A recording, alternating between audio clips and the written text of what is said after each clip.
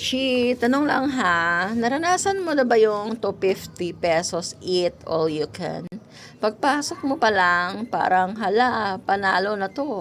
Kasi may 40 putahe raw. Pero wait lang, habang kumakain ka, may something na off. Hindi ka pa tapos sa pangatlong ikot mo, pero busog ka na. So ngayon, Bishi, pag-usapan natin ang mga sikreto kung paano kumikita ang morang eat all you can. At oo, kasama dyan yung maliit na lagayan.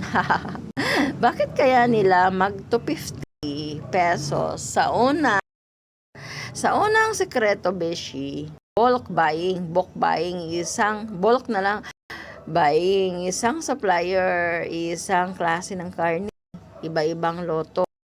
Chicken, ginagawang fried, adobo, curry, teriyaki.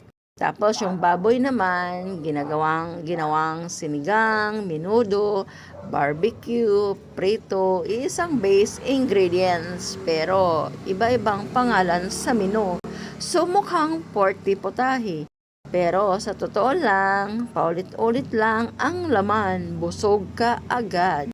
May dahilan yan. Ito na, Bishi.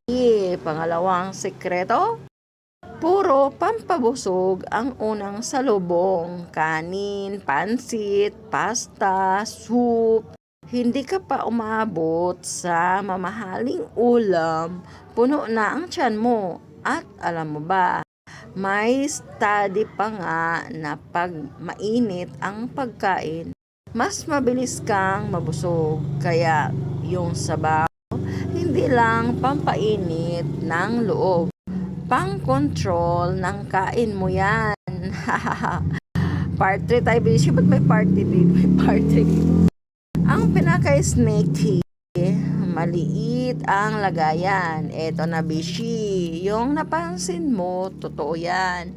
Maliit ang plato, mababaw ang bowl, manipis ang sandok. Hindi dahil tinipid ka.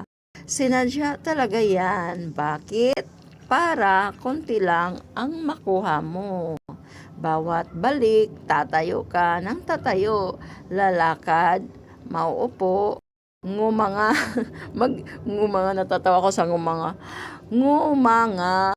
mag-iisip kung kukuha pa. By the time na bumalik ka sa pang-apat na ikot, ay busog na pala ako. Psychology yan, Bishi. Hindi ka niloloko. Minamanage ka lang.